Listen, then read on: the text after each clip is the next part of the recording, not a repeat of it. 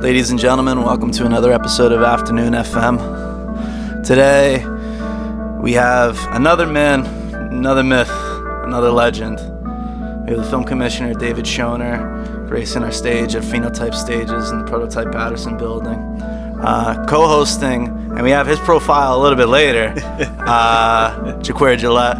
Yeah. Poet, activist, producer. We're going to have a wonderful conversation about the beauty of film, David's beginnings,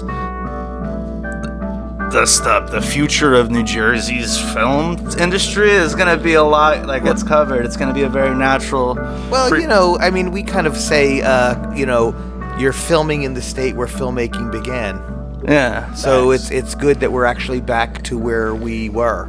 Well, it's partly because that's a lot due to your efforts, man. You've held the post down for like how many years? It's 38 years. Jesus. Wow. Yeah, I actually Salute, man. I graduated when I graduated college, I got hired at the Film Commission, and so it's been 38 years. Wow. It may be like one of those long-term jobs. I can see your face, and you're like, "Wow, who stays at a job 38 years?" Somebody who loves the job. Yeah, you gotta love it. You have to. I do love it. Yeah. I do love it. I truly do love it. It's great, and it's a lot of fun. And for me, the exciting thing is that you never work on the same thing over and over again. Everything's always a challenge, no matter what kind of approach you get. And because if I was an accountant, I would like throw myself in front of a bus. No offense to my accountant friends, because I love you dearly, and accounting's great in film business, but I couldn't do it. Yeah, it's I could never. My sister-in-law, she's like a financial planner, and like there's Excel, and then apparently there's like this advanced Excel. I think. What's it called? I forgot. What's Access. Yes. Microsoft Access. Like, it's. No. It's totally different. You're like, I'll hold a camera in the rain, bro. Yeah. It's one of those hurricanes. It's one of those like, this does not come with the basic Microsoft package. I'm good. Maxed out at Excel. Probably can't even really learn Excel that well. But, as long as it adds. And sitting in a room is just, I don't know. I get it, but I get it. Thank God there are people that do that, though. I respect that. It's definitely needed. They're a necessary part of the thing. It's just, it's the real, like, it's the draw of this, like, game is, like, amazing. Yeah. It's gotten me, like, excited every single day, and I found true, like, identity in film. I have to tell you, and I think the great thing about what's been going on over the last 3 years is you're going to continue to find that identity, and you're going to continue to grow, my friend, because the ability of having a strong film and TV business in the state gives everyone the ability to come into their own, if that makes sense, depending on where you are. Where if you have an industry that's kind of like just chugging along, it's kind of like meandering, it's like, where do you go? That's my philosophy on it. Yeah, it's some of the shit that's happening in the state is like it's massive. Yeah, it's crazy. Yeah. It's the legs, like I wasn't expecting like the film to really migrate. I was back in I was living in California for a long time, and you see where industry's like shifting, and you're seeing like New Orleans was a huge destination for a while. That's right. Where they were offering different like tax breaks and different things to attract productions. Georgia as well. Yeah, Georgia. Yeah, Atlanta.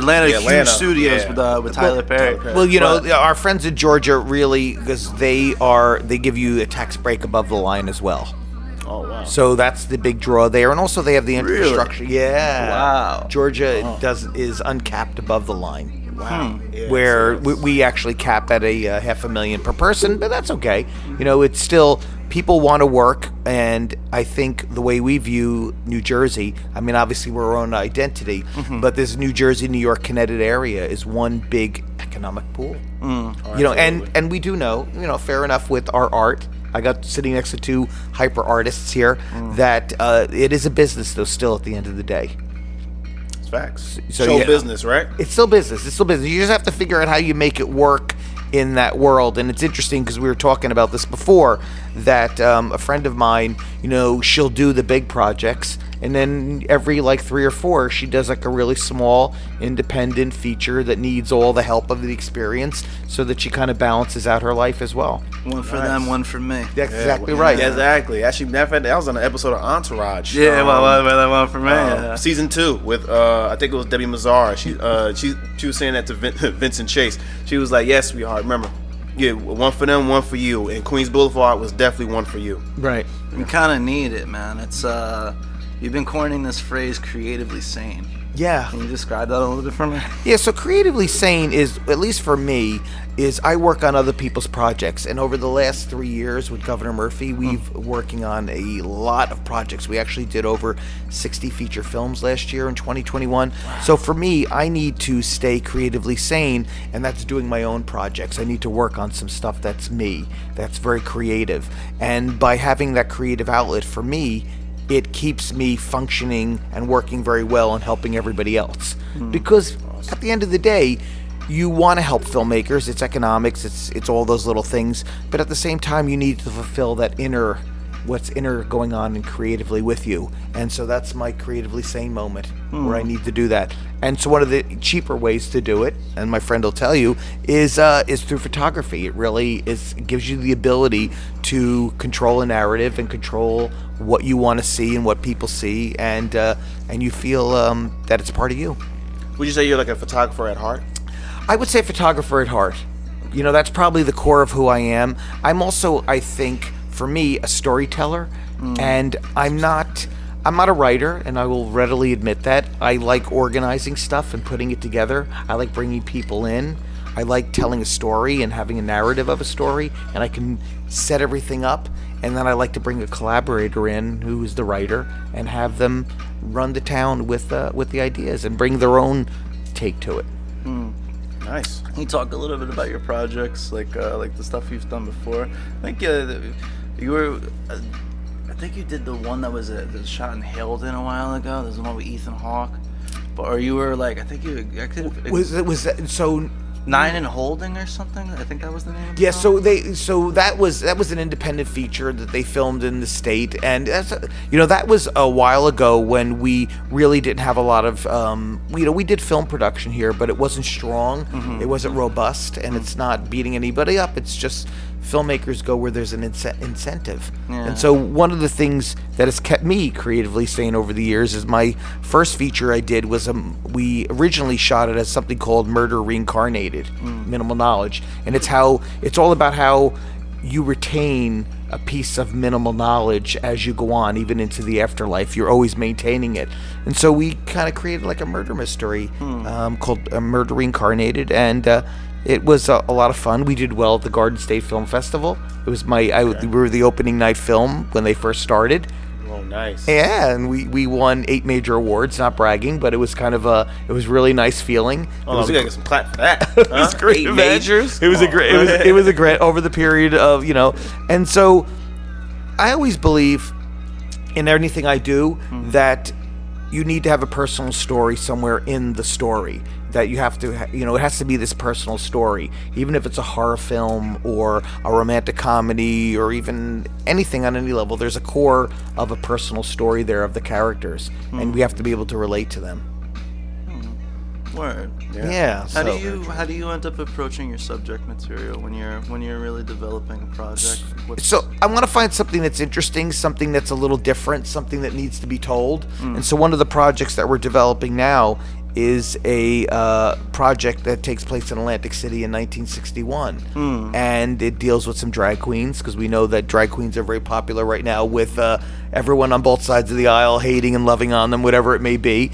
And the approach really is that drag queens in 1961 will look like housewives, and I'm not minimizing it. It's just like, well, what is that story? There must be an interesting story, because while society has at least progressed, just imagine all the oppression and culture wars that were going on in that period of time. So once again, it goes back into, for me, it's like, where is those personal stories inside that story? Yeah, especially during that time. Because as soon as you just said it, I was in the thing, I was like, whoa, yeah, that's a story that I wouldn't even have thought about, even, because to your point, like, we like now, like especially like we've grown up in the culture. Like I've grown up watching RuPaul's drag. Exactly. But I can't even imagine then, especially just given with so many different groups where when we lived in a formerly different America. So just to even like I want to see that story. So what the interesting thing about it is that during the 60s were probably very tumultuous, early 60s, as we are going through right now, I think, in some ways.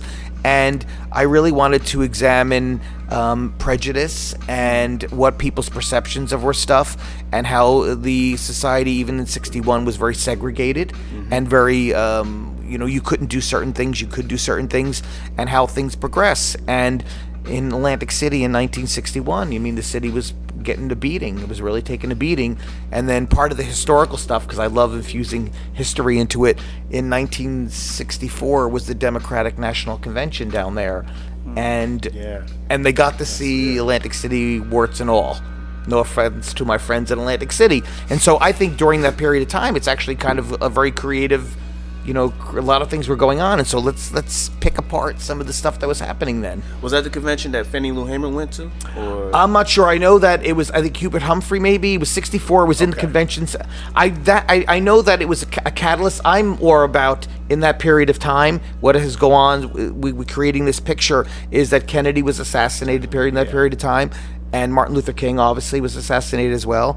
And then Sam Cooke, who plays a big part in this kind of story, was murdered. Yeah. And so it's kind of leading up to all those things. And so I like to infuse history, some level of history into the projects, because you can really delve into what was going on at the time.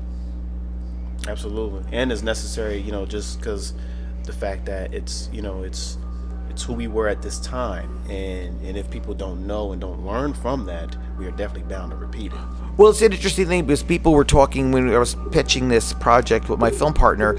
They were like, well, maybe you should contemporaryize it. And I was like, well, that is a great idea in some ways, but while we may not be necessarily where we want to be, things have progressed radically. And so segregation is not what it once was. Granted, we have a long way to go, but there are things that have radically changed. And you really want to place a story, because it is all about where you place a story and what are the issues in that story. You want to place it in a time where things were still a little bit contentious, and you could actually, have that, because, art, no matter what it is, could be tense, it could be fluid, and you want to be able to infuse that into your story. I'm dealing with the contentiousness next week, man. I'm filming Andy Dick for 5 days. Yeah. Oh, really? Yeah, bro. Oh, how's that gonna go? How do you it's feel a about contentious it? figure. It's a contentious figure. I'm like thinking about. Well, that's what it is, and so you're going to be capturing a character that, I don't mean black and white, but there's layers to him. Yeah. And it's not like there's a lot of things going on with him. You know what's crazy is the one thing I'm trying to capture within the 5 days is I want to. I'm going in with no judgment. I am not allowed to judge this man whatsoever. No, I am the camera, and I am there in service to the story. Going there, I'm like, I have ideas and I have my visions of it. It's a character, but the actual character of Andy Dick is weird, because it's also, there's been a shift in time. So you watch Knocked Up, you watch this early content where all the shock and all the shit was, hey, let's fucking reward Tom Green and fucking reward Tom Green and reward Andy Dick and Steve-O and Jackass, and this is the content that's being pushed, and people are making a living off of this shit. Hollywood has made this guy. You pay a human being $300,000 to eat a chip, and then it was funny.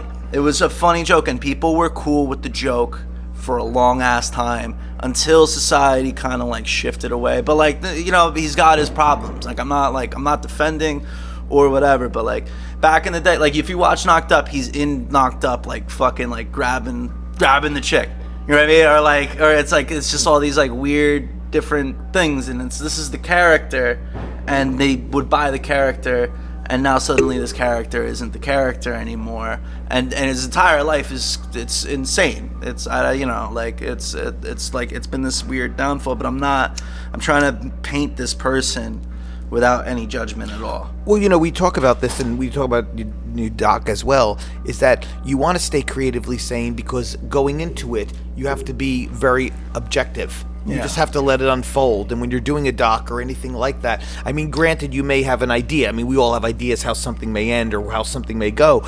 But if you go into it with a very open mind, you may be surprised that he's a little bit more layered, maybe, than somebody typically thinks it is. He is a very layered character. He's a creative fucking dude. He wrote, directed, and produced Danny Roan, like, all on his own money. And he's he fucking, like, he made a film. And he was acting in the shit. Granted, he was acting as Andy Dick, but this is the character that they fucking created. Yes. This is the media machine created Andy Dick, the media machine, because they keep rewarding the guy to act as the character. They rewarded Steve until he fucking fucked his mind up for a long ass time. Now he's doing good now, but like it's weird, but it's gonna be actually a very weird, intimate experience. His son's gonna be there, and like a bunch of people, and it's like I have this responsibility, and it's got some like I'm getting a little anxiety from it. Like I'm doing enough like pre-production, but at the end of the day, I have to just trust my eye and like my taste at the time. I think you have to trust your eye, and I think also you, in some ways, in capturing him. And his particularness is like you want to almost keep it rolling all the time. If it makes sense. You don't, this is not like a sit down, we're going to interview you and have you talk about something. It's like you just want to see him in a way that maybe people haven't seen him. And maybe it'll reveal a little bit more of why he is where he is. Yeah. Maybe. Yeah. That's the whole thing. It's just weird because it's like I feel like I'm dealing with like fucking Brando on Apocalypse Now type of shit. Ooh, where it's like, no, it's weird. It's like, he was arrested and he did like 2 weeks in jail. And then he got arrested like recently, and now it's like we're gonna fucking like. But it's a very weird thing of like fate, of like I don't know. I actually met him last year on Christmas, and fucking my buddy Reese was doing a live stream, was just playing guitar, and what's it called? He like just popped into the chat, and he was just hanging out with Greg like once in a while. So he popped into the chat and just wrote like a comment like, "Hey, like great guitar playing." And fucking, we ended up on like a 4-way chat with Andy Dick, and he was just giving everybody like advice. And he gave me, he was like, he's like, what's your name? And I was like, your name's Matt, and like I try to make films. He was like, no, you make films. You know what I mean? Like that's good. Dude, he's made films, man. The guy, like, he's still, regardless of the whole thing, like, like he still makes films. He still's making a thing, and it's still a person. It's a lot of fucked up things. There's a lot of like, I don't really know him, and I think there's a bunch of people who contest it, but it's like, let's just see where the person really is and truly paint somebody. That's because real. regardless of the subject, it's just you're going to capture something, hopefully, that we're not aware of or see a side of him that is going to be engaging. Problem is right now is just a bunch of people who've just made a bunch of live streams. It's actually a pretty sad story. That's sad. He's just doing like cameos and shit. And fuck it. Not necessarily like cameos or live streams are bad. It's just like you mean like cameo, like he's just cameo. He's just where he goes, he does greetings and shit. Okay. But like, and it was really really popular for a while. Fucking it was a big deal. Yeah. But it's just he's like always on these live streams, and he just kind of ends up with people that are just trying to do this like shock value shit. And they don't really give a fuck about this guy. It's just these people fucking are like, here, whatever, like let's fucking but they got this guy. You know what I mean? It's that fucking like I got Andy. I'm not trying to do that. I just want to but Matt, you're trying to capture him. You're trying to reveal something, have like a little bit of layers to it that is what it is, and you're not doing it to go and say, I want him to be shocking. I want him to say something or do something ridiculous or over the top. No, because that's not the intent.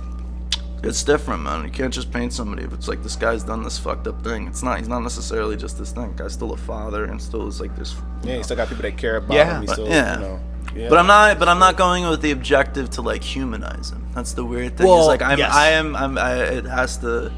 But I just have this thing, and I feel like I can actually capture this human being. But it's weird because it's like Moby Dick. That's cool. It was Andy Dick, Moby Dick. It's like, you know what I mean? It's like it's the white whale, and we have to fucking but I really want to capture him. And you may not. It's not about humanizing him, because you may when it unfolds, we may learn something new, we may learn something not. But you're not going in there saying, "Oh, okay, I wanted to make this guy, likable." I mean, that's not the goal.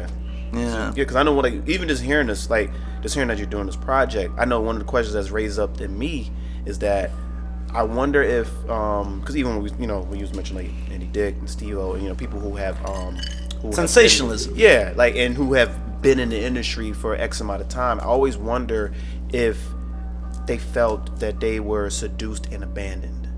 Kind of, bro. It's Hollywood eats its own. Yeah, Hollywood eats its own, bro. Yeah, because Hollywood, it'll do that to you. Fucking Martin Lawrence is running down fucking Hollywood Boulevard with a gun. You know what I mean? It's like fucking. It's like goes. You know what I mean? It's like, it really fucking. They like eat their own, man. It's what I mean. Like they've built it up, not as but they built it up, and then it's like, all right, whatever, and it happens time and time again, and it's it's a fucking hard life and hard job, and it's but like it's just a tale of that, and like but not I don't know, I just these are my opinions on going into the project, but it's gonna be weird, man. It's gonna be a weird, but I really want to make it a good thing. Black and white, just fucking go right. Yeah. Just a really I'm really happy with it, but that's the way I'm gonna stay creatively sane. It's gonna be it's gonna be cool. That's what's up, man. Yeah, it's first film in a while, man. Hey, listen, I'm looking forward to. I'm already like, well, when's it coming out? Like, or I'll be able to see it, because I'm like, that is actually fascinating. And the fact that because we don't know. No, we don't know his full story. We don't know, like what it has, like even like the little intricate details of things, like because we only getting it from one vantage point. That's right. So like that's why I'm really curious to see how. I'm curious to just hear his stories, man. That's the biggest thing is that's sort of like the meat, because he got plenty. Oh yeah, he's Andy. It's crazy. He There's a documentary called Everybody Has an Andy Dick Story. But this is before now. But it's all other the celebrities in their accounts of Andy Dick. Oh wow. Which is that's all. That's interesting. But he's he was a pretty but he has like a weird presence, man. He does like you know him as that guy, and then but you know what I mean. You're not like when you're like bringing it up. It's like it's not fucking like Laurence Olivier, but like fucking like it's like he has like these moments, and it's just this identity that he's captured over years, man. But I don't know. I worry a little bit because he's just like maybe in a weird space, but I don't know. But I'm still, But I can't wait. It's gonna be a strange one. Well, you talk about this, and I don't want to hijack the conversation, but we were talking before about that. I did this black and white, 6-episode short films. They were like 2 to 4 minutes, and they were 2 to 4 minutes, and it's about this, this character that's very Roscoe Arbuckle, very Chaplin-esque, Buster Keaton in 1921 Atlantic City. He's the code enforcement inspector for women's swimwear, which actually is a real deal. In 1921, your swimwear had to be a certain length for women, and you could be arrested or fined. Chicago was very big on it as well, and arrested. Arrested. I mean, I can see fine, but no, you could be. Well, what happens if you keep on going on the beach and you got give you 3 fines and you're still going on the beach with it not long enough? And even guys had to be covered. So it was a very particular. They would measure the swimwear, how long it was, and so that's why I remember. I got to cut you off. No, go ahead. And, I remember watching in Baz Luhrmann's Gatsby when they were swimming in the bay, and they had And I remember that was the style of. It was also the culture at the time. Going back to his story, it was also the culture at the time. That's how you dressed. That's what you did. And people think of the 20s, because the character takes place in the 20s, as being the Roaring 20s. Well, no, the Roaring 20s were not really till the 25 as it went up to the end of the 20s. Yeah. And we were talking about this because we were at the Garden State Film Festival. We saw each other last year, and so the project has not necessarily done as well as I would have liked it to do at other festivals. But one of the things that keeps me creatively sane, and my film partner AJ Swerves reminds me about it all the time, is that was really kind of the goal. We wanted to create something, but the bigger goal was to work with 6 different directors, because there's 6 episodes, 6 different directors, 6 different editors, 6 different writers, and all these different characters, and you wanted to experience what it was like in a way to do episodic TV, only it's black and white, silent, and short. Yeah. And so whenever I get like that panic mode because I'm like, nobody loves it, I'll call him up and he'll say to me, well, this was an experiment to keep ourselves creatively sane. And we did it right after COVID, and a lot of people got a chance to do what they love to do when there was not a lot of that going on. And I enjoyed it, and also I appreciate the fact that it was filmed here in the city of Patterson. It was filmed in the beautiful city of Patterson. That's right. Yeah. I'm all about the cities, and I love Patterson. The mayor is my BFF, and it's like a home away from home. He's a huge champion of film, and he's radically changing the city in a positive way. So that's a whole separate side conversation. But you talk about things you do to stay creatively sane, and you were talking about this before with your doc, and I was asking you questions about it, because you need to do that. Absolutely. Yeah, it creates, I know personally, because to your point, when what you're saying earlier about being a storyteller, I think that's if anything, at the core of who we all are as artists. Like when people even ask me, they be like, so what is it that you do? I say, well, I'm a co-creator of stories that show the beauty and truth of humanity. And that's exactly how I feel. I know that's you've expressed that in your work. You express it in your work, because that's essentially, that's who we are. We're storytellers. And yes. I know personally, and I'm pretty sure you two could share this as well, that this is what you want to do, for the rest of your lives. And it's about connecting. Yeah. That's the big thing. It is about connecting. Very much so. Yeah. It's not a job, it's a lifestyle. Yes, agreed. It's a lifestyle. It is, very much so. Not a job. Yes. Shout out to Alex Davies. It's not a job, it's a lifestyle, bro. Yeah, it really is. People, matter of fact, William Dereskowitz, he wrote a book.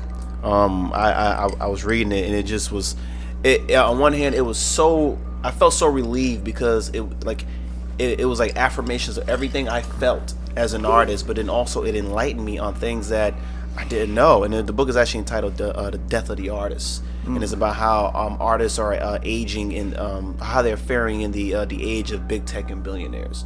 And a lot of people don't know, like it. And he didn't do it as a I could say not as a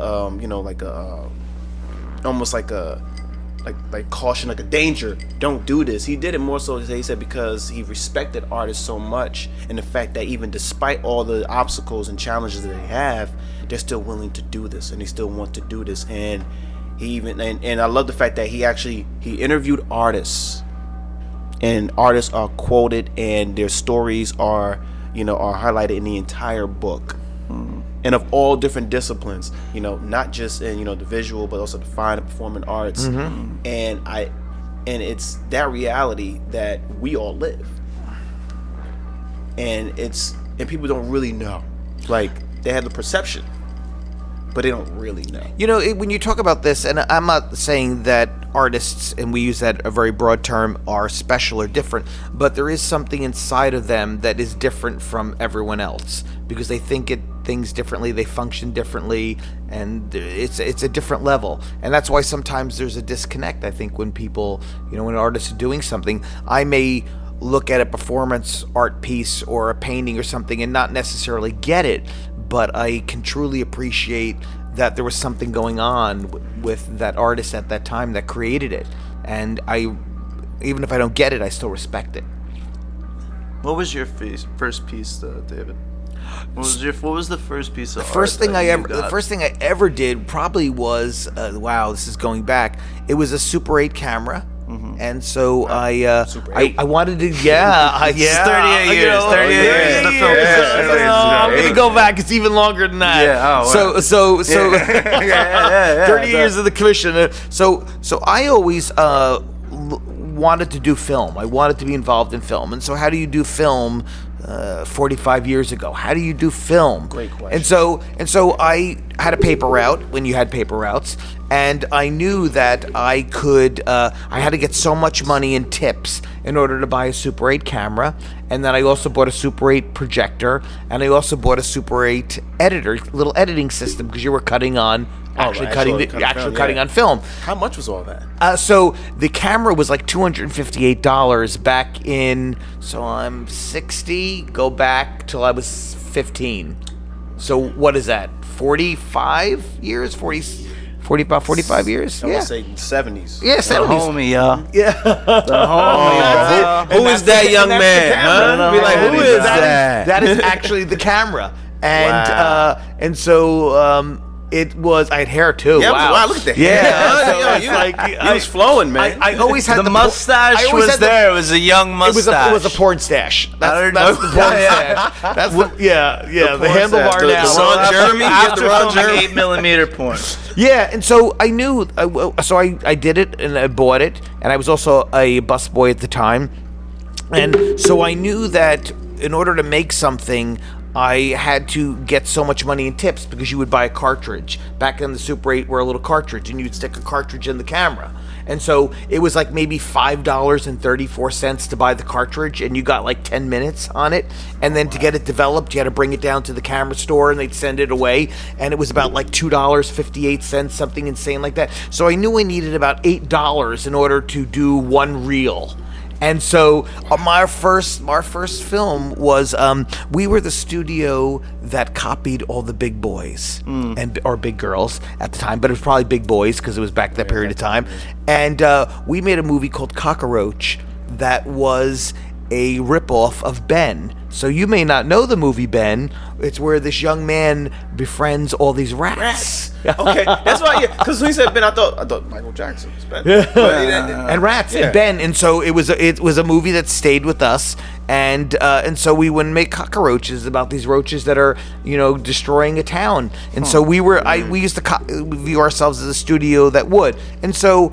It was really probably those Super 8 films when you talk about the very first stuff was Super 8 film. But I also would take tons of photos back then when you had to, they were black and white, and I had a really nice camera that I saved up for. What camera you got? I don't even remember. That's horrible. I've still got the pictures though. The Super 8 I remember was.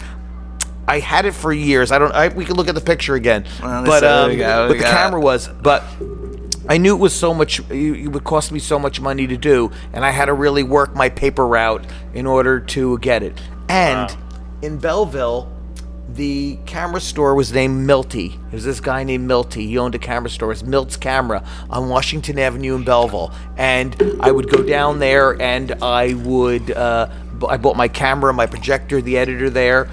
And back then, when you splice actual film, the sound is a stripe along the film. The sound would run 8 frames. I forget whether it was before or after. So when you would cut the hard film where you wanted it to be, you had to allocate it because you would be cutting off your sound. Because the stripe was 8 frames. The stripe was not. It was not in. It was in sync, but it was not aligned on the film. Did you have like one of those things, the Steinbecks? Did you work on any So of those I had a mini Steinbeck. Oh, I did a yeah? Steinbeck in college, so I had a mini, and it was fun. It was a lot of fun. You literally taped the film together, and so one of the things we would do. I don't know what the weird thing about, man, is like I feel. Dude, the cutters back in the thing, those were cutters, bro. Oh yeah, those you were had cutters. to be precise. Those were cutters. You had bro. to be precise. Yeah. Like, It was not this but there wasn't a sea of there's shit everywhere now. Oh yeah, but like there's like the cutting of it, you had to be. But that's the thing is when you're making art and you're making it where it's like to the point where this is truly precise. That is a true expression. Because you're fucking like sometimes you're gonna fuck up, you know what I mean? It's like fucking making a drawing or making this. And you just you know what I mean? You're gonna fuck up a little bit, but like the people who are making the things, in those times, it's such a precise medium. I mean, now there's like, there's like all these movies are made like factory shits, man, where it's like there's like an entire team and then there's all this shit. Fucking like the true, like, it's weird. I'm not even like a film bro. Like the fucking like I'll only shoot on like silver. I use Fuji X100T, and it got me back into daily shooting. But the preciseness of film and people who like work in it and like this the physical medium of it is just like, it's bar none, man. It's the feeling of like making something, man, and like it's just all this organization and being like it's like crafting. The editors back then were like more like tailors rather than like computer technician. Not even like I know like how to watch something on film with Schumacher. Yeah, wonderful. Watch her, because she was the whole cycle of Steenbeck, sitting there and physically cutting it to obviously modern technology. Yeah. And so she's amazing when you look at her, right? She's cut everything. She's won Oscars and it's amazing. Yeah. Yeah, no, yeah, I know when she got like with Scorsese, it was crazy because she the way I like got very versed in film was I followed like Scorsese released like 89 films that are like, you have to study these films to like understand film, and he had a lot of Powell and Pressburger like films on it where it'd be like The Red Shoes or fucking like was it Black Narcissus? Am I wrong? Could be wrong, but yeah, like Black Narcissus and like Red Shoes, and like it's crazy like the influence of it, but like her cuts and David Lean's David Lean's editor is like amazing. Fucking she cut Mean Streets. Yeah, she cut Mean Streets. Thelma cut Mean Streets. Yeah, she cut Mean Streets. Yes. Yeah.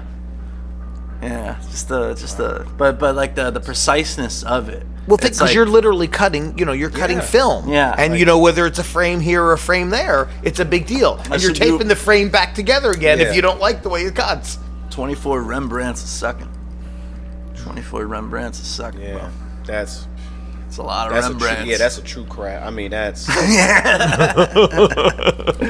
fucking great, bro. It's the best. It's like fucking awesome. It's so awesome. I think I remember, and it's because I remember watching when they did, I think it was the HBO movie, introducing Pancho Villa. It was with Antonio Banderas, and how they was trying to film him because he was, when Pancho Villa was doing the revolution in Mexico, and I remember seeing like how they were like cutting it, like they had everything dripping from like the train cabin, and I was just like, man, that had to be such a tedious process.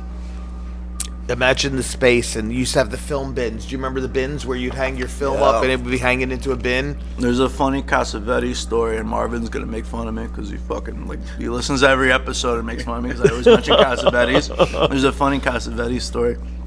I think it was during the production or the post production of either Faces or Shadows, that like a dog got into the editing room, and like he had a little separate spot to edit. Dog got in the editing room, and the dog had like fucking like the stomach flu or some shit, just shit all over the fucking so he had to like wipe the fucking shits clean. And then he was saying, he's like, even the dog's a critic. It's just man. That's all that, man. The organization behind it, bro. Like, not even that good with like storing the files. I'm like, And the dog coming through that, I might would have cried. I would have cried. Hard, bro. Yeah, hard, bro. It's tough. Yeah, man. So it's way back, and it was a lot of fun, and it's really what started the role, started me wanted to be involved. I loved it. I loved that Super 8 stuff, and it was the only way you could do it because there was no, there's everybody, you're shooting stuff on the phone nowadays. And I don't mean this like I hate it. It's just that's how you did it, and it was a bit of a process. How do you afford this stuff? I'm like some blue collar kid from Belleville. It's not like someone had anything, but I was like, I'm going to work that paper route to death. If I can. And then I remember we used to shovel snow, anything to make any buck to be able to make it. And so it was you were determined. That determination, dedication, and that took a lot of discipline. It was and it was intense. It was intense. And so it's an interesting thing because I wanted to get your take on this. So one of the massive compelling things that I wanted to be in the film business. One of the things that really gravitated me towards it was I loved the disaster films. Really? Poseidon Adventure, The Towering Inferno, Earthquake. These are my movies. That's awesome. These are my movies. And I used to have a scrapbook. Anything that came out about these movies, my friend and I would trade stuff. And it would be like any promotional stuff, we would save it. And it was like a big deal. Those were the films that I talk about it all the time. I was like, that's what wanted me to be into the film business. Wanted me to be there. Is those movies. I was like, I want to do that. The world's coming to an end. Exactly. And and for their day, they were pretty groundbreaking for the day of what they were. I mean, you wouldn't see them because they were classics in a way, but they're classics maybe dated, but they're pretty strategic in my brain. And and the thing about, especially like with the disaster films, I always feel like, I think it's with a lot of Hollywood movies. Because even like the new one that's out, like it's not a disaster film, but it's. I feel like, the movies. I feel like they project of what the world could be or what could actually happen. And disaster movies are definitely, it's like, hey, listen, we don't get our act together. This is it. But even like the movie like the movie Megan that's out, I was like, no, that could happen like tomorrow. That could happen tomorrow. We are headed into that direction there, and it's like, and sometimes I'm looking, I'm like, or even like Ready Player One, speaking of Spielberg, and I'm like,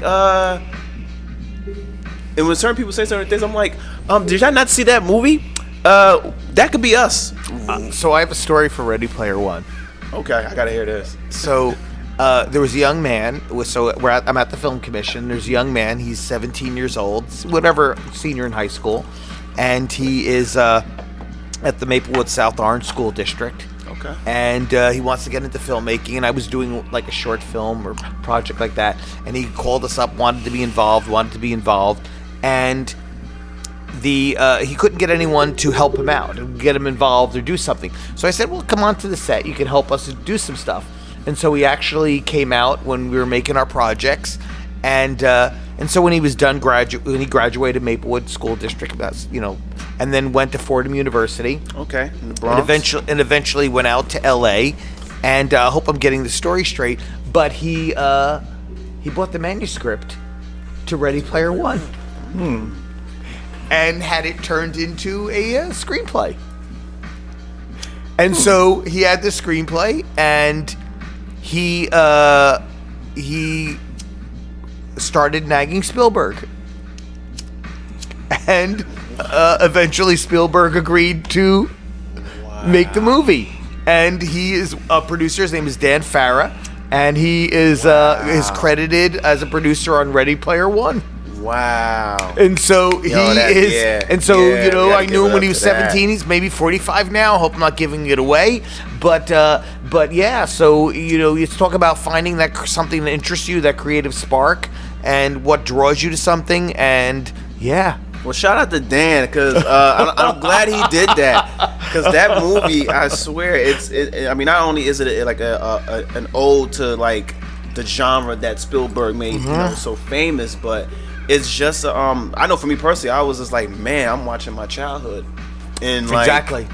And then I'm looking at the future of our society, and it's like, oh yeah, that could definitely happen. I mean, you see it now, even with the Oculus and with Web 3.0. I'm just like, oh no, we're heading right into it. So that's my Ready Player One story. I didn't mean to hijack your talking there, but it's and it's funny. I go out to LA. I try to see Dan whenever I can. He's a great guy, and he's very complimentary. He's like, I owe my film career to you. You gave me a chance when nobody would talk to this 17-year-old And so it's. Well, we gotta clap for that. How do you feel? Yeah. We gotta clap for that. Yeah. Well, listen. We talk about. How do you feel? Well, about that? my thing. It's all about mentoring. We talk about this, and I post about it all the time. My stuff. It's all about, you have to give people an opportunity. You have to mentor them.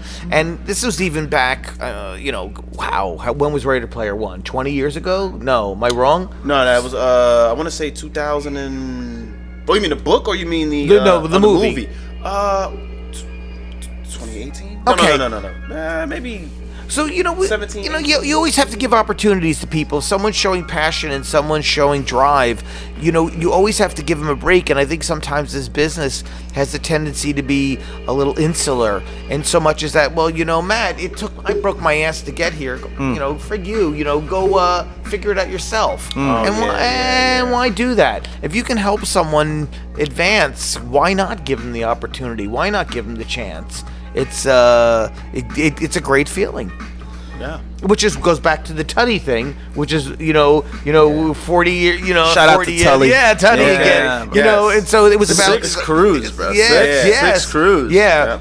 Our DP was amazing. the one person that was consistent through 5 of the episodes, and we had 1. But it was like, no, it's about let's keep everyone creatively sane. Yeah. And so and it was good. Yeah. So it worked out well, and we had a great time at the Garden State Film Festival last year.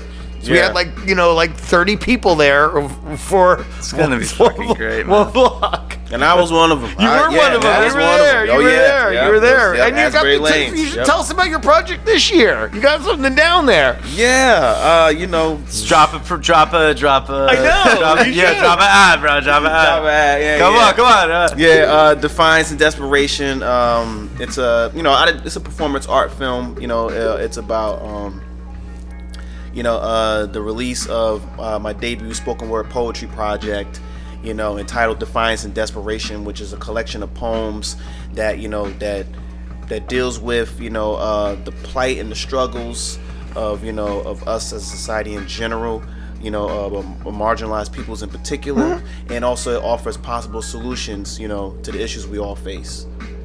So yeah. Look at you. Doc is about that. Look at you. Yeah. But and also I had to big up Garden State because my previous film 2 years ago that I had in the festival, 3rd and 4th chapters, where I had the opportunity to bring that to the world, and that was a project that we didn't think it was something we just wanted to do, and I just had to salute them because they were the first film festival.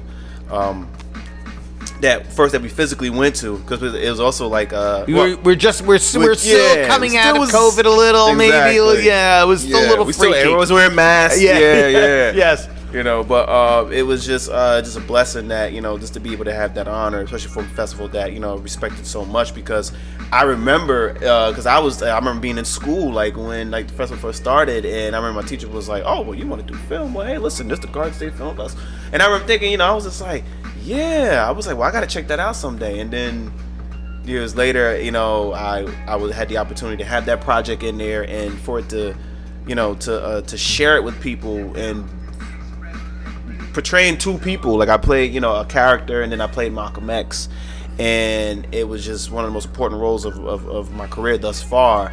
But just to being able to have that opportunity to share it, I've just been truly grateful, and then be amongst one of the, my peers and other filmmakers, and just connecting with them and seeing their work and seeing the great work that people have been doing. People in this state of New Jersey, especially going back to that you so rightfully enlighten everyone how it started here. Yeah, it did.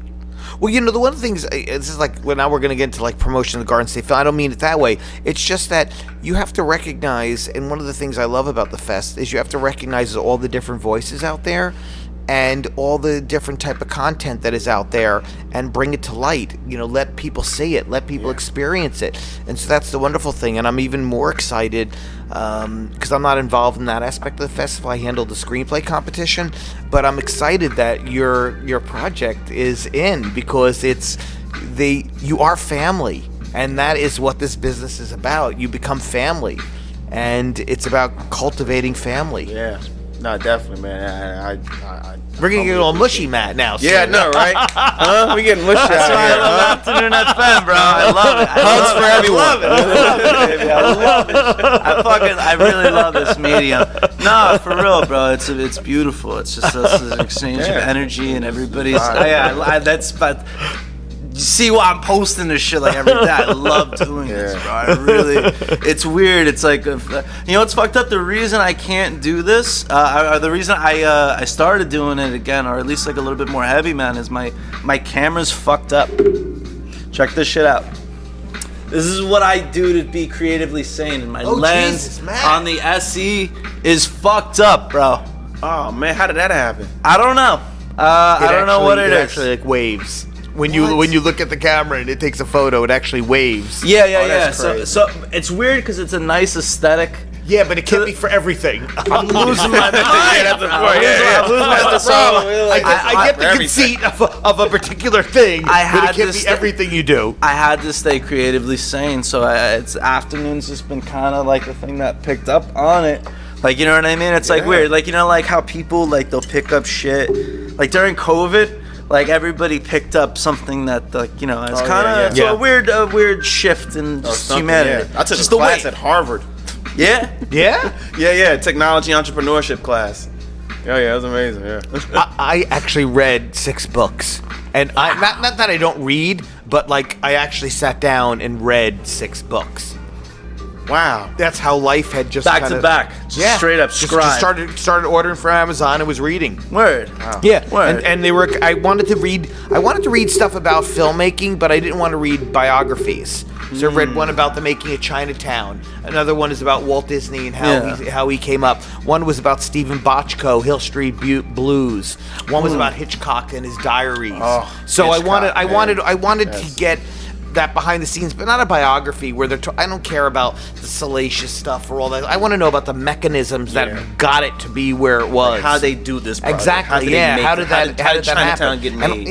And I remember watching Chinatown and not understanding it as a young man, and I got it obviously afterwards. Yeah. And So appreciate it. Yeah, like, you're looking like, oh man, this was amazing. Yeah, and I'm like, I remember all that stuff that was going on. yeah. Yeah, now I get it. I totally get it. Yes. I thought it was by Forrest Gump. Like, it was weird. Like, as a kid, I'm watching it. Oh, I feel like that was a great movie. But like, as you got older and then you start developing, you're looking like, oh my goodness, I didn't catch that. Yeah. I did not catch that. Like, Those little layers start Yep. on developing and stuff like that, and you start feeling it a little bit more. Very different experience. yeah, and especially I know, like for me personally, I had part of my formal studies was in cinema, and then I started learning, about world cinema movements and learning like we had to study Citizen Kane, and I was like, oh, this thing was amazing. It's like I see why. I'm like, okay, I see why, because you always hear, oh, it's a cinematic masterpiece, and then you're just like, okay, well, let me check it. And then when you start getting educated, you're looking like, oh yeah, it is. It absolutely is. Yeah, Orson Welles was, yes, absolutely. Like, and then even with Hitchcock, like, I mean. Well, so he's the director. When people ask me about, they always want to know what's your favorite movie, what do you reference, and for me, it really is, in a way, besides my disaster films, but even beyond that, my number one film is probably Rear Window. I'm sorry, hey, Dad, got so. I was like, it's Rear Window. It's Rear Window. Oh, that is my favorite. It's complete when you watch that movie. I mean, I love Psycho. I love classics. But Rear Window is as I describe it, it's a mastering complete control because I don't mean it unfolds in a slow way, but that's control. Oh yeah, You are in control of what is going on. Not even a little. Opening shot. He tell you so much about the world and the story without one word coming out of James Stewart's mouth or or Grace Kelly's. I mean, like, oh man. Grace Kelly is the person I would want to work with. If I had to work with someone, I'm going to ask you the same thing. So if some historical figure that's dead, some actress or actor that's dead, can't be alive, Grace Kelly would absolutely be the person I would want to work with. Go. Can I give you more than one? No, you cannot give more than one. Oh, you have to give one to start. Tough. I clearly gave you one right now, Mike. Because I want to say Grace. But I'm just like, it's too many. It's too many. I'm like, it's too many. And I don't want to, because obviously, you're black, obviously. So it's like, but when you even look back, because I really saw Spike Lee's, the documentary on Sidney Poitier. And so you look at them and you go, wow, this is pretty ground. Wow, look at this guy. And so it doesn't mean that, I'm not talking about color per se. That's what I want to work with. But she's like the person, just because I love the control or whatever was going on in that film. One male, one female? Okay, that I'm going to let you have. Okay, I'm going to let you have that. Okay. You can have that. Okay, well, for male, Okay. Sidney Poitier. Okay, easily. I Yes. get it. Yep. And yeah, for female, I'm with you, Grace Kelly. Okay, Grace Kelly. Yeah, Yeah, Grace yeah. Kelly, There's absolutely. something going on there that's like, holy Oh, wow. Yeah, I mean, just in Rear View Window and Rear Window and also To Catch a Thief. Yes. Oh, I'm just like, yo, why wasn't I in this with her? And so now we're gonna ask the person who is truly creatively sane who that person is. Yeah, you. Who is Matt. the person? Who's the actor that is past? Past. Yeah, well, yeah, it can't be someone that's living. Can't be somebody who's living that you would want to work with. No pressure, man. Yeah, no pressure. Well, you know, No, plenty of we pressure. had already acquiesced that I gave him 2. I would work with Brando because Okay. because you fucking Brando's an actor's director. I mean, there's like there, you know what the Well, thing no, is there's he's diff- like he's there's like different fully grades of engulfing. director. Yeah. There's different grades of director. When you go and you're dealing with like a Stanley Kubrick is a technical masterpiece. He's Right. every single fucking thing is calculated. Elia Kazan is an actor's director. Yep. He's an actor's director. Billy Wilder. Yeah, Billy Wilder as well. But he is a screenplay. Yes, god. yes. So there is Yeah. a little difference. I yes, absolutely. But he's very Elia's fucking like the one thing I always respected about Elia Kazan's work, man, was that he always you could go to like films like the Battle of like Algiers, and those are like this weird like documentary, like fucking fast cut, like, you know what I mean, like that. But that's like verite. That's like there's a truth. Yeah. There's like cinema verite. There's a thing, man. There's cinema. There's content. There's fucking films, and like between the three, like cinema verite is like the truth. There's like Battle of Algiers, like fucking like The River, where you were expressing an emphatic truth within society. That is like this is what really and it will shift people's thoughts. There's it's an actual piece. There's the author theory where it's like author shit. Yeah. But like when it comes to like actual like shifting of truth, man, it's like it's all these directors are falling into things. I'm going really off the rail on it, but I'm really going off the rail on the fucking You're thing. on the bridge, you're on the River Kwai, river, but it's Brando. It's definitely Brando. It's Brando, and I would go with Female. Ooh. Aubrey Plaza. Aubrey Plaza? Aubrey Plaza. She's alive. It's the wait. Yeah. We're talking about people who have passed away. Oh, god damn. Like Aubrey Plaza? She's still alive. I just always love Aubrey Plaza. I mean, I understand, but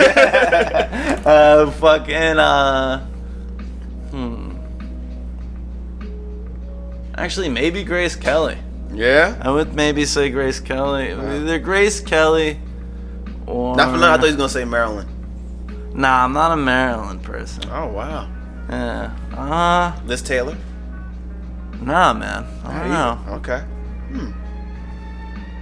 Yeah, probably Grace Kelly. Grace Kelly. Yeah. Fucking like American comparison. it's I don't know. Yeah. Yeah. Yeah, she just was. I mean, just as an artist, she was. I mean, so layered and it didn't. I mean, just what she brought. Like, I mean, just like Grace was just so graceful on screen. Like, just to really put it. Like, yeah, but I mean, she just her and I mean, in those Hitchcock films are just. It just truly works of art. Like there's just one like Actually, man, maybe it has to be passed away. has to be passed away. Has to be passed away. Yeah. So no Aubrey Plaza, okay? Yeah, no, She's still Aubrey with Plaza. us. I'm like, damn, fucking. Nah, Aubrey Plaza, bro. Like, you know what the thing is, man? It's like I look at like the figure that I know I can like kind of paint. Like, the thing is with Brando, bro, is that like Brando is like the person that's gonna be like, no, but if you just let Brando rock, like Brando, he's like gonna and he's gonna deliver. Yeah, he's You always know he's gonna gonna deliver. So like, but there's a lot of complexities to that like character. And also with Brando, there's, I don't, in anything when you're directing or something like that, there's a lot of management to the actor. And what I mean by that is obviously you want them to bring their A game, bring their artiste to it, but at the same time you have to be able to manage it as well to bring it out. It is also the challenge. Well, fair enough. I feel like that's the thing, is the actual challenge. Okay, of that's fair. Like, because it's you know what I feel like it was resonated in like Raging Bull, but I feel like it was through the subtext of Raging Bull. So the actual ring, the ring of being a boxer, is what we actually do every single day as creatives. We are fighting. We know that we're gonna fucking fight. Oh yeah. And it's just like, it's strange because there's the relationship between like Robert De Niro and Joe Pesci in that movie. Like so Joe Pesci's character, like, he feels like a little bit like the director, or maybe sometimes it's the actor, it could be whatever X figure. So as a creative, like, that's during like Scorsese's like kind of downcline, where like, like he had to, like, De Niro like revived him with that movie, and he was in like a really, really bad thing. He was about to die, and he picked up that script, and it's like getting back in the ring. You know what I mean? It's like it's the challenge, and it's all of this like fight that you have to do. And you always have to get back in the ring, even when it comes to the arts, man. Like, every day, you have to get back in the fucking ring. Yes. And just do it. Or it's not going to work. You have to. It's not a job. It is a lifestyle. Yes. And it's like, I think getting back into the ring is a great analogy. It's a great way to function, because you have to do that. Because you don't. It's a little bit of a meditation, but it's also like, even if there is like a misstep, some of the people, like, one of the earlier episodes of this thing, we had a bunch of skaters, and this kid, he's like kind of getting like a lot of viral like attention. Shout out to Austin Huffnagel. He dropped off of like 100-foot drop, fucking like fucked up his ankles, you know what I mean, all this shit, and he gets up and he skateboards every day, like, still, and that's the fucking. You can't. You cannot back down. You cannot let up. You cannot ease off the throttle. You can't. Got it. Yeah, absolutely. Got to keep going.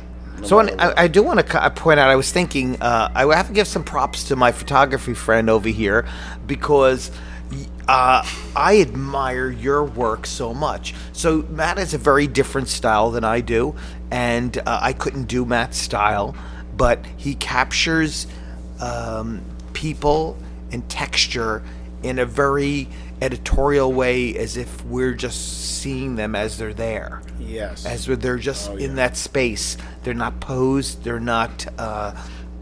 It's not calculated. They just happen to be in that space. And the thing I want. I want to get the Andy Dick no, thing. but I'm still not. worried, I'm still though. not I'm throwing more worried. love on you. I'm No, I'm worried. going to throw a little more love on you. So the other love is that when I talk about this, it's not something that just happened. It's not like, oh, this lady just happened to be walking by on a street in Patterson, you captured it. No, you saw at that particular moment that you needed to grab it, and you needed to photograph it and lock it in time. And so I am a, big praise for you, my friend, because I truly, when I look at your stuff, I am like, thank you. Wow, he is doing something that it's not me. It doesn't necessarily interest me in a way, but I couldn't do what you do, because you're capturing these people in a way, and it's fantastic. So I'm going to throw a little, Humanity is very beautiful to me, bro. Yeah. Especially being in this city, man. I'm very happy, and I'm here celebrating the work that you do, because you're bringing like this is the most beautiful land. Like, this is my grandfather's land, and he came here and he made a family here, and he brought his entire family up in Patterson, and it's a beautiful place. There's like I've never I'm all in on never Patterson. stepped I'm all in in. Jerusalem, Yeah. bro. My grandfather made his homeland in fucking Patterson, and it's connecting to him in this way, because I see this places, like, I've spent a long time in Los Angeles and in Northern California, and I came back, and I appreciate, it's appreciation. It's like, how there's like the meditation where you do the meditation every day.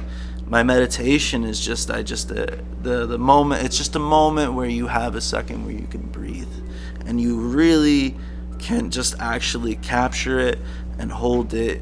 And then this is something that's good for the day. The fucked up lens is fucking me up, but you know what? If the fuck up, if the weird shift of like where I make a podcast and we can all vent like this, man. That's a beautiful act, man. It is, and it's a beautiful time, and it's great to just be able to appreciate the world as we do, man. It's great moments, my friend. I want to just really give you a lot of credit to that. It's great moments. Seriously, thank you. It's very impressive. I try. It's not, you know what the thing is? I'm kind of I'm learning a little bit more about like portrait photography, but that's kind of the way I'm trying to approach the project with Andy Dick. Is like I want it to be like that. Like I don't think Andy Dick is different than a mattress salesman on Market Street. I feel like we're all just fucking human beings, just figuring out our fucking shit. And there's not. I don't approach anybody with any judgment or anything, man. I'm just gonna fucking like he's a mattress salesman in Market Street, and all of them. but the mattress salesman on Market Street.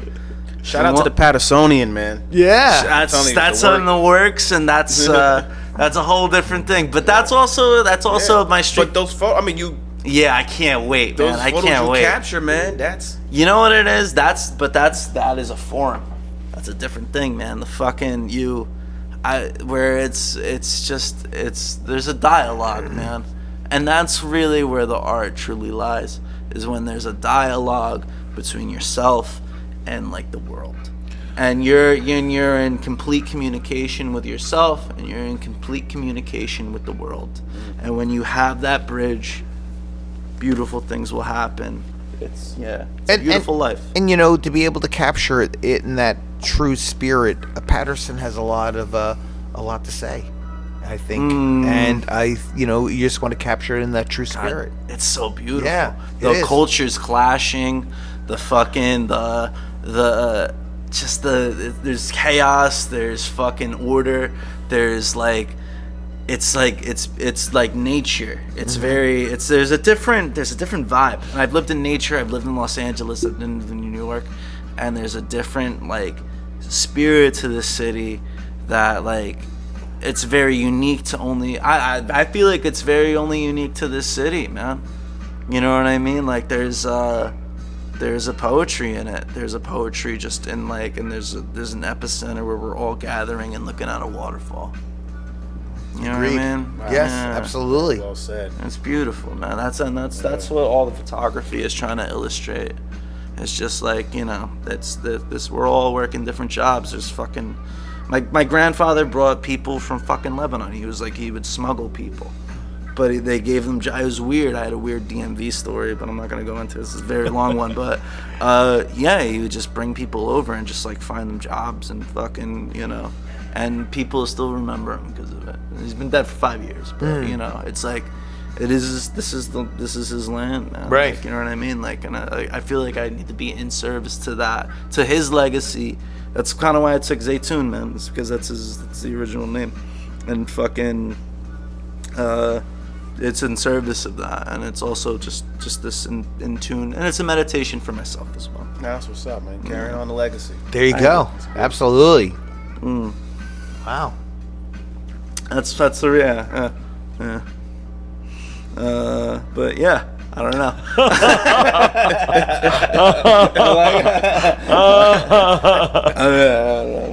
Grace Kelly 2, Brando 1, and Sidney Poitier 1. Oh man. Actually, I have a quick question. About please fire away, please. I think I remember, if I'm not correctly, I believe you may have posted this or about what's happening with Fort Monmouth. So there's a lot of exciting things, and so we talk about this all the time, and art and business, it's always a balance, and I don't mean it cynically at all between this balance, but it is art and business. And so Governor Murphy has a film and TV tax incentive that's a very aggressive one, and more film productions are coming here. Fort Monmouth has been shuttered for years, an extensive period of time, and Netflix bid on 300 acres, 290, whatever the number is, and of land, and they won the bid. And they're going to be building a massive, backlot and behind the scenes, some stages and all that kind of stuff. And so these are all the foundations to have a vibrant film and TV industry in the state. You need the brick and mortar as well as the locations and all that stuff, because the brick and mortar really add to the little details that are going to establish a solidified industry that's not going to go away. Yeah. And so we're excited about it. It's really exciting. It's not something that's happening tomorrow. It's not that, because building a massive studio complex on 300 acres. But it's gonna change the state. And what it's going to do is it's going to create jobs. And I want, once again, going back to the business aspect, but it's just going to give the ability that if you decide, or whatever it may happen, you want to work in the state, you can stay in the state. And you can go home at night if you decide that that's what you want to do. Yeah. And so, no offense to my friends over at Steiner Studios, but when I tried to go to Steiner one day, I left Montclair at 10 o'clock in the morning and got to the front door of Steiner Studios at 12, driving. I didn't even get on the lot yet, to the front gate. Just to get and so how fantastic would it be as you travel, 40 minutes, maybe a little less, drive down to Fort Monmouth, Middletown, Oceanport, and you go on the back lot, do your bit, and then go home that evening and have dinner. Yeah. Actually, it's funny you said, because I filmed at Steiner before, and it was, and I took public transit to get there, and it was tough. And you still have to walk. Yeah, I still gotta walk. You still gotta walk. Yeah. I was just like, man, it's in Brooklyn. I was like, wait a minute. So I'm not knocking it, but I was like, okay, all right, I'll walk all these blocks just to get down, But to your point about having it here, like in Jersey, like, because I know like the convenience, of course, and we have Fort Monmouth, but didn't Stars also aren't they come to Newark?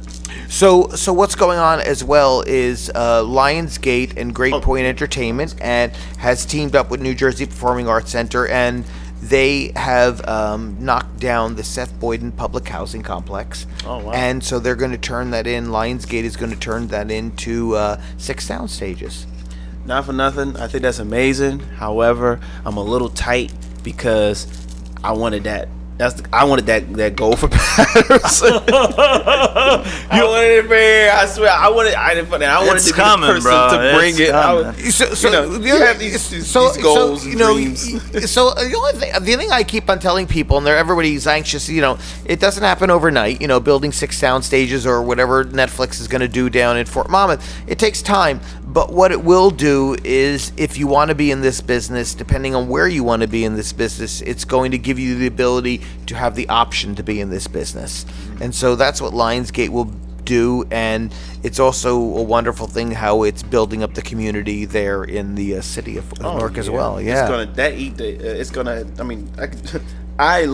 area could use a punch up, and it's going it's going to get it just based off. Just the economic value and the ecosystem is going to create. Yeah. Yeah, it's going to be. And one of the biggest things that is obviously when we talk to Netflix is obviously diversity and inclusion. It's a big deal. The governor has it as a big deal as well. And so the more that we have this infrastructure in the state, and the more that the individual studios and networks are involved in here, it just gives more opportunity. It's all about opportunity and giving exposure and creating it, and all different layers. And so one of the things we talk about all the time is everybody does want to be the writer, the director, the actor, all that stuff. And so there's nothing wrong with that. But at the same time, the technicians are the backbone of any production. And so you can make a great living. And you can make a great living at that. And so that's one of the things that we're going to be working even a little bit harder on and working more on. The pandemic kind of shut things down a little bit, but we're coming back, is that those technicians, giving them the opportunities, because that is a great living to make. Maybe you're a gaffer, production designer, maybe you're a makeup artist, whatever it may be, art director. There's a lot of great stuff there. Accountant, editor, whatever it may be. All the way down to even food, craft services and everything. It's like they're gonna. You love cooking. There you go. Or if you have a food truck, you could potentially, get be able to have the opportunity to get access to those contracts. Exactly. And if you're having that massive volume of production in the state, it just means more opportunities. Yeah. And more openness to what could possibly be. And that's really what it's about. And it's about time, because after all, this is where birthplace of filmmaking began. Hey, shout out to Fort Lee. Yes, Fort Lee. And West Orange. I don't want to beat West Orange up because they'll get a little upset over there. Edison. Thomas Edison, Yeah. But it's clearly where it is. And I'm very public about it. I can't stop singing the praises about the mayor here, because we have done major productions in this city that I will tell you could not have been done in other cities. I know. You know what I'm talking about. I tried to get in some of them. Well, so seriously, are you registered with us? And are you registered in our directory? Probably not. Yeah. So what you should do is, I don't know, Matt keeps me coddled like I'm in the corner. No. So you should make sure we give you my information, and let's list you in our directory, because filmmakers all over the world, when they're looking for crew, will come to our directory and hire off of it. Oh wow! Depending on what's going on. Obviously, they're not coming to us right now at this point, because we don't have any writers' rooms or things along those lines. But they do. Yeah, no, it's going to come. They're coming to us for the technician part of it, and not necessarily the creative part, but the technician part. And there's no reason why, when something's going on in Patterson or Jersey City or something like that, you can't be working on it. The mayor is very active in he wants to employ people for the city.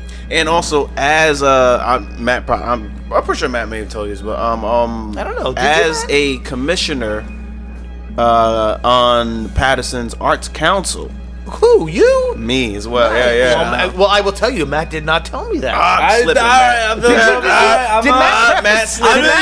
preface the conversation with that? I don't know. Matt gave me a very lengthy intro to you, but he did not say that you're on the arts thing. He did all of the actor, producer. Yeah, he did all that. Don't throw me on it. I know. On his own podcast. I had a drawing class at 7 o'clock in the morning. You guys, all right. I'm not like, on your own podcast, we throwing you. Oh, don't tell. Wow, ouch. But I know that was one of the things. Well, as a commissioner, I would love to have that, that information, just so we could let people know, because that's something that I know we've been having conversations about, even with the administration. We was like, hey, you know what, we have to make the communication line, just even between us and the administration, is much more fluid, so that we can know, like, hey, when something's filming, because it's a lot of talent in this town that would love to potentially be a part of it. Well, listen, I'm not like a PR for the mayor, even though I like I said, I love him, but it comes up in conversations. But beyond that, you have to register with us. We're going to take care of that. We're going to get you in our directory. They do call people out of the directory. They do seek people out of the directory, because there is so much production going on. So we talk about in 2021, we did about $501 million in 2021. And so amazing. In 2022, we're compiling the numbers. We're pretty close to 700 million. So that's pretty radical. And that means a lot of people are working. That's good. And so and that's what it is. Man. It's a lot of people are working. And so we have to we'll get you in the directory. We'll get some people in the directory, and I'm pretty easy to find, so for our listeners, because we're not popping our email address up on the screen, but I'm on LinkedIn, and it's pretty easy, I don't hide, and let's get you listed. That's done. Yes. I'm ready. There you go. Yeah. Well, there you go. So what do we hit Matt with next? Let's see. What's we get on Matt? Hey, on your own podcast, you can. Yeah. So what? What? Slam me on your own podcast. It's all good. It's I didn't know. I had no pretext, bro. I know. There's a lot of exciting stuff going on in the city, and I love it dearly. It's my second home, my third home away from home. My first home is obviously where I live, and then my second home is really Cranford, New Jersey, because we've done. They're amazing. My good dear friend, she's an amazing individual. We have done so much filming in Cranford. We have a movie coming out now called Daughter of the Bride, filmed in Cranford. Good Night Mommy, filmed in Cranford. It's not out yet. We have Eileen that is at Sundance Film Festival, filmed in Cranford. Oh, nice. And so another movie called Sweethearts, as they describe Superbad as a rom-com. So it's my second home, and Patterson and Andre's going to get very upset when I say he's my third away from home. If I could put them all in the same line, it's on the spectrum. Mayor Andre, look, we top 3, okay? Yes, top you can't 3. beat that, all right? We're top 3. It's great, and it's just, once again, we keep on. It's probably the theme of this is just staying creatively sane. Yeah. Doing that. Facts. How do we stay Definitely, creatively yeah. sane? Creatively sane. Whatever that may be, and everyone has different levels of it. Yeah. Yeah. So, any new projects that you have that's in the... For me or the state? State, we got tons of great stuff going on. For you. Well, we did. Yeah. Well, for me, it's always a lot of development and always a lot of pitching.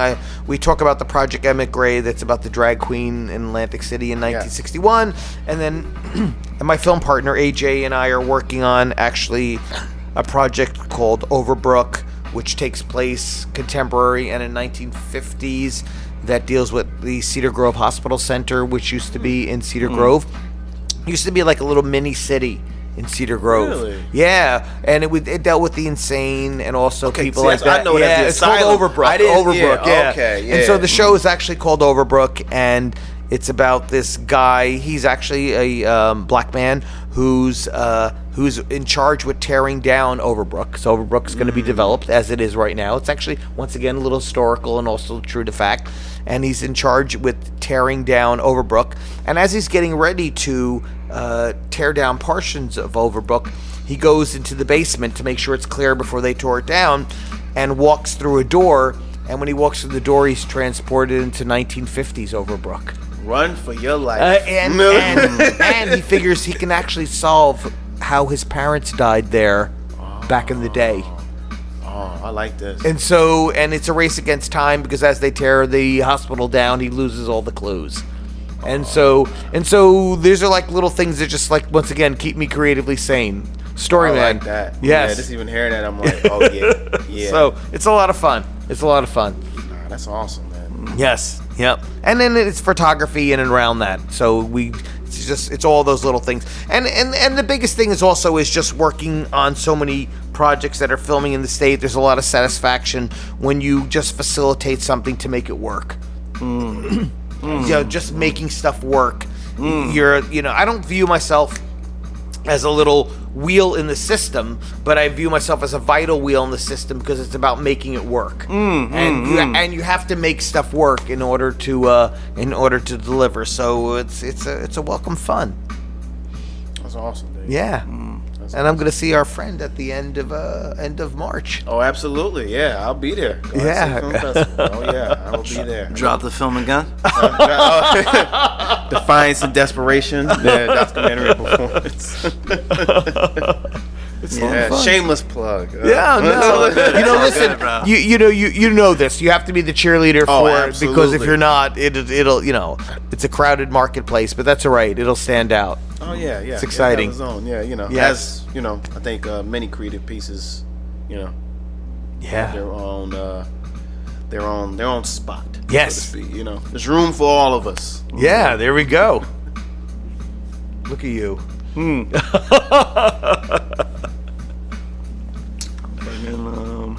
Matt got very quiet lately. No. He's just listening. No, I'm listening, man. Just I'm just like, like, listening, you know what yeah. the thing is, man, is with this, man, I feel like it's a little bit, it's strange, man. I'm starting to like slowly like love the fucking the art of podcasting. Oh yeah. It really is. It's so much, man. It's like, because it's not replace photography. Photography's like it's just like a part of me. But it's like picking up like new things and like having like fun with it, man. It's weird because I've noticed a lot of a kinship to musicianship. It's weird. It's like I'm in the whole thing, man, and I feel like this as a storyteller, I feel like this is what it really is. Yeah. Is like I gotta like. In order for Brando to be Brando, I gotta be able to like play bass, and I can capture he can run fucking wild, and then like there's structure, and then there's like being able to transition to different parts, and fucking just like, I don't know, man. It's beautiful, man, because it just discovering a new medium and discovering like the intricacies of it and the fucking fun of it all. The fun of it all. And it's also developing, right? Because you said it's brand new for you in a way, right? So it's brand new, but it feels so fucking. It's like, you know what it is. I'm at home. This is a natural thing. Honestly, all the conversation is a natural. It's not like and then it's like, you know what I mean? Like, I'm not in this brand of fucking like, you know, like, here's your clip and here's this whole thing, where it was just like we can all talk about like what really is bringing this like beauty to all of us. This is like, you know what I mean? Like, it's like Tutty, it's fucking Defiance, Desperation. It's all of these things that we spent all of this time on to be able to collectively energize and bring into this world, and that's the beauty of it all. That's just really the beauty of it all. It's beautiful in that way. It's like that's what I'm loving within this medium. Is that it's a fun fucking medium, bro. You know Well, what I mean? that's the like range a button on the conversation, right? Right. Where do you go from there? Sorry. I don't know. Well, I will thank you for listening, folks. We've enjoyed your time. Thank you and good night, Matthew. Afternoon FM, ladies and gentlemen. Have a great night.